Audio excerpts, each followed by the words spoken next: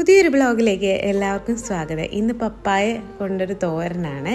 പച്ച പപ്പായയാണ് എടുത്തിരിക്കുന്നത് കേട്ടോ. അത് നല്ല രീതിയിൽ കട്ട് ചെയ്തതിന് ശേഷം അതിൻ്റെ അകത്തെ കുരുവും പിന്നെ ഒരു വൈറ്റ് കളറിലെ ഒരു പാട പോലെ ഇരിക്കുന്ന ഭാഗമില്ലേ, അതൊക്കെ ഒന്ന് ക്ലീൻ ചെയ്ത് തൊലിയൊക്കെ കളഞ്ഞതിന് ശേഷം ഇതൊന്ന് വാഷ് ചെയ്തെടുക്കണം. കാരണം ഇതിൻ്റെ അകത്ത് നമ്മൾ കട്ട് ചെയ്യുമ്പോഴത്തേക്ക് ഒരു വെള്ള കളറിലെ അതിൻ്റെ കറ പുറത്തേക്ക് വരും. അപ്പോൾ അത് നമ്മൾ വാഷ് ചെയ്ത് കളയണം. എന്നിട്ട് ഇതേപോലെ തന്നെ ഗ്രേറ്ററിൽ നമ്മൾ ഗ്രേറ്റ് ചെയ്തെടുക്കുകയാണ് ചെയ്യേണ്ടത്. ഇനി അതിന് വേണ്ട ചേരുവകൾ എന്തൊക്കെയാണെന്ന് നോക്കാം. തേങ്ങ, പച്ചമുളക്, അതേപോലെ തന്നെ ഉള്ളിയാണ് ഞാനിവിടെ എടുത്തിരിക്കുന്നത്.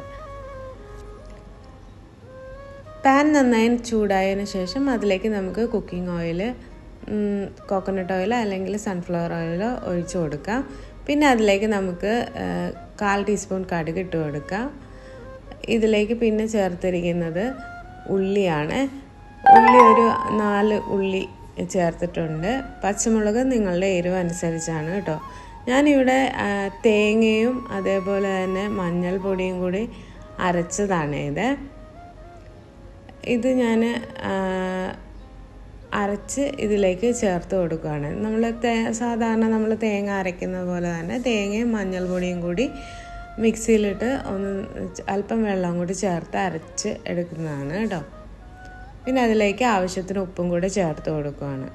ഇനി ഈ അരപ്പും ഇതെല്ലാം കൂടി ഒന്ന് മിക്സായി കിട്ടുന്നതിന് വേണ്ടി ചെറിയ തീയിൽ വെച്ചിട്ട് വേണം അതൊന്ന് വഴറ്റിയെടുക്കണം. പിന്നെ നമ്മൾ ഗ്രേറ്റ് ചെയ്ത് വെച്ചിരിക്കുന്ന പച്ച പപ്പായയുടെ നമ്മൾ ഗ്രേറ്റ് ചെയ്ത് അതങ്ങോട്ടേക്ക് ഇട്ട് കൊടുക്കുക.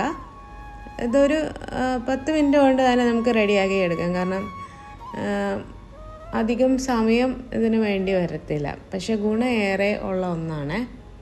ഇനി ഒന്ന് അടച്ച് വെച്ചതിന് ശേഷം ഇടയ്ക്ക് ഇളക്കി കൊടുക്കണം. ചെറിയ തീയിലിട്ടിട്ടാണ് നമ്മളിത് ചെയ്യുന്നത്. ഇടയ്ക്ക് ഇളക്കി കൊടുക്കണം, കാരണം അടിക്ക് പിടിക്കാനുള്ള സാധ്യത ഉള്ളത് കൊണ്ടാണ്.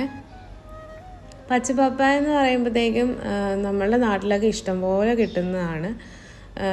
പണ്ടൊക്കെ കൂടുതൽ ഉപയോഗിക്കുമായിരുന്നു. ഇപ്പോൾ ആൾക്കാർ അങ്ങനെ യൂസ് ചെയ്യുന്നത് കുറവാണ്. പക്ഷെ ഗുണം ഏറെയുണ്ട്. ആൻറ്റി ക്യാൻസറസ് ആണ്. അതേപോലെ തന്നെ നമ്മളെ എന്തെങ്കിലും ഡൈജസ്റ്റീവ് പ്രോബ്ലംസ്, വയറിനൊക്കെ എന്തെങ്കിലുമൊക്കെ പ്രോബ്ലംസ് ഉണ്ടെങ്കിൽ ഇതൊക്കെ പപ്പായ കഴിച്ചാൽ നല്ലതാണ്. നമ്മുടെ ഡൈജഷൻസൊക്കെ പ്രോപ്പറാകും. പിന്നെ അതേപോലെ തന്നെ ഷുഗറുള്ള ആൾക്കാർ പൊതുവെ പപ്പായ കഴിക്കാറില്ല. പക്ഷെ പച്ച പപ്പായ ഷുഗർ കൺട്രോൾ ചെയ്ത് റെഗുലേറ്റ് ചെയ്യും. അതേപോലെ തന്നെ നമ്മളുടെ എന്തെങ്കിലുമൊക്കെ ബോൺ ഇൻഫെക്ഷൻസുകളൊക്കെ നമ്മുടെ ശരീരത്തിൽ കണ്ടിന്യൂസ് ആയിട്ട് വരുന്നുണ്ടെങ്കിൽ അതൊക്കെ ആ ഇൻഫ്ലമേഷനൊക്കെ നമ്മുടെ ശരീരത്തിൽ ഉണ്ടെങ്കിൽ അതൊക്കെ ഒന്ന് കുറയ്ക്കാനൊക്കെ പപ്പായക്ക് സാധിക്കും. അപ്പോൾ പപ്പായ റെഡി ആയിട്ടുണ്ട്.